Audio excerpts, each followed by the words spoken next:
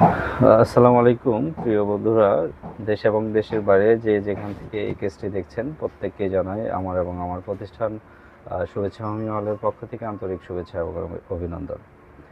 আজকে আমি আরেকটি কানের ইনফেকশনের পেশেন্টের ফলো আপ কেস শো করছি। তো আমরা এখন রোগীর কাছ থেকে শুনবো যে আসলে তার কি কি সমস্যা ছিল। আমরা অনেক ক্ষেত্রে এই সমস্ত কেসগুলো মূলত ক্রিটিক্যাল কেস, তাই অনেক ক্ষেত্রে দেখা যায় যে বিভিন্ন অপচিকিৎসা হলে এটা আরও ক্ষতির ভয়াবহতা বাড়তে পারে, যার কারণে অনেক ক্ষেত্রে দেখা যায় যে এই ধরনের কেসগুলো হ্যান্ডেল করা খুবই কঠিন হয়। আর অনেক ক্ষেত্রে এলোপ্যাথিক এটি অস্ত্রোপচারের প্রয়োজন হতে পারে, যার কারণে রুগীরা ভয় পায় এবং কি এর খরচও অনেক বেশি থাকে। আর হোমিওপ্যাথিতে কিভাবে সহজেই এই রোগের সঠিক চিকিৎসা হয়েছে আমরা রোগীর কাছ থেকে শুনবো, তার আগে যে সমস্ত সিমটমগুলো আর এখন সে কেমন আছে। আমরা রোগীর ফলো আপ সাক্ষাৎকার নিচ্ছি। তো আচ্ছা, তোমার নাম কি? মিথিলা আক্তার। তোমার বাড়ি বাড়ি ইপিজেড মেন গেটেন, এটা দিকপাইত ইউনিয়নে, তাই না?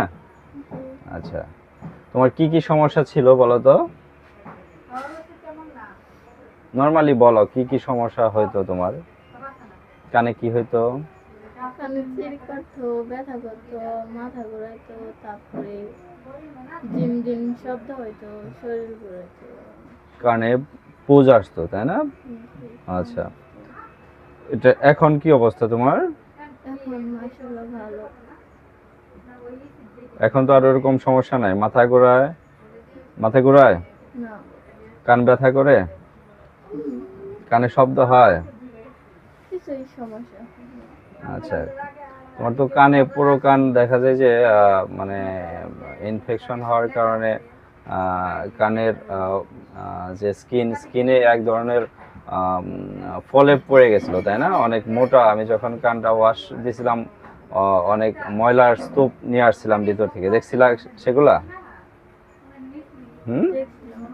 আচ্ছা, আর বাইরে থেকেও তো দেখা যেত, তাই না? ওনার আম্মার সাথে কথা বলি, ওর কানের যে সমস্যাগুলো ছিল এটা তো বাইরে থেকে বোঝা যেত না। সমস্যা ছিল বলেন তো? মেয়ের সমস্যা আগে পানির মতো পুজোর মতো থাকতো, কান দিদি হয়ে থাকতো, কান অন্ধে সিঁড়ি কাটতো, ব্যথা করতো, সিঁড়ি কাটতো। আচ্ছা, পুজোর মতো দেখা যেত। এর আগে চিকিৎসা নিয়েছিলেন আমার কাছ থেকে? চিকিৎসা নেওয়ার আগে 1 বছর আগে নিয়েছিলাম, খাই একটু মোটামুটি ভালাই হয়েছি। আর মানে আরো কোনো চিকিৎসা নিয়েছিলেন এই সমস্যার জন্য? আরো বড় ডাক্তার দেখাইছিলাম। কোন জায়গায় ডাক্তার দেখাইছিলেন? জামালপুর। জামালপুর দেখাইছিলেন। কি অবস্থা তখন? কান চিকিৎসা করার পরে কি বলছে তারা? একবার প্রথম যখন দেখালাম তখন ওষুধ পাতি দিল, খায় মোটামুটি ঠিক হয়েছে। তারপরে আবার গ্যাপ দিছি, পরে আবার বেশি, অনেক বেশি শিখেছি। কান্নাকাটি করে আবার বড় ডাক্তার দেখালাম, এক্সরে আলতা এনে সব কিছু দিল, ওষুধ পাতি নিয়ে খাওয়ালাম। খাওয়ার পরে আবার নিয়ে গেলাম, পরে আবার আলতা অপারেশন করা পেলো কান, আরো 2-3টা এগুলো দিছি। আচ্ছা, সমস্যার কারণে এগুলি করবার হবে না, আর ওষুধ পাতি এনে খাওয়াই নাই। তারপরে এর আগে 1 বছর গ্যাপ গেল, যাওয়ার পর আবার বেশি করে আপনার কাছে নিয়ে আসছি। আচ্ছা, এখন সে কেমন আছে? এখন মোটামুটি তো ভালোই, হোস্ট টোস্ট করলে করে না, না হইলে নাই, না ভালোই। আচ্ছা, আগে যে দেখতেন কানে সবসময় ময়লা আসতো, পুজ আসতো, এখন ওবার নাই। নাই? কারণ কান তো একদম পরিষ্কার, তাই না? হ্যাঁ। তো এই যে শারীরিক দুর্বলতা বা খাওয়ার অরুচি বা অন্যান্য যে সিমটম গুলো ছিল এগুলো এখন কেমন? এখন একটু আগে তো একটু সেরাইছে।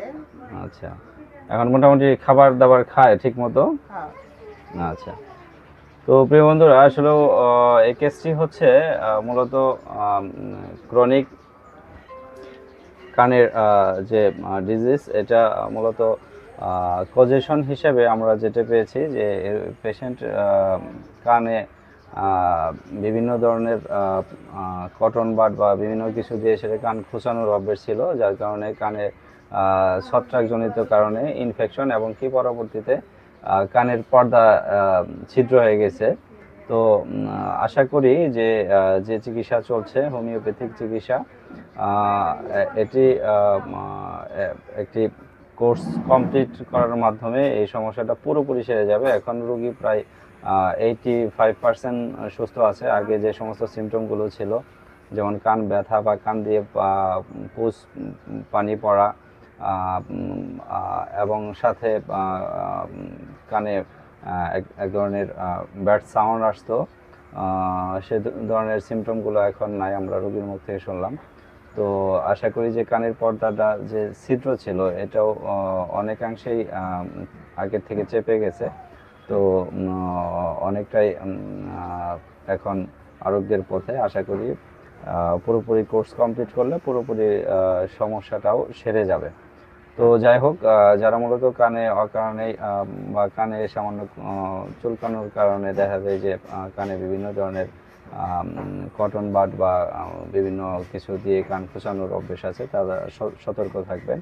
এটা থেকে কিন্তু কানে ছত্রাকের প্রবেশ ঘটতে পারে এবং কি কানে ইনফেকশন হয়ে বড় ধরনের ক্ষতি হতে পারে। তো সবাই ভালো থাকবেন, সুস্থ থাকবেন। এই কেসটি মূলত শেয়ার করার মানে হচ্ছে সচেতনতা বৃদ্ধি করা এবং কানের সমস্যা যে হোমিওপ্যাথিতে প্রপার চিকিৎসা হয় এই মেসেজটা সবার কাছে পৌঁছে দেওয়া।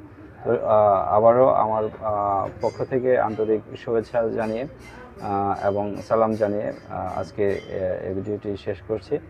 সবাই ভালো থাকবেন, সুস্থ থাকবেন। আল্লাহ হাফেজ।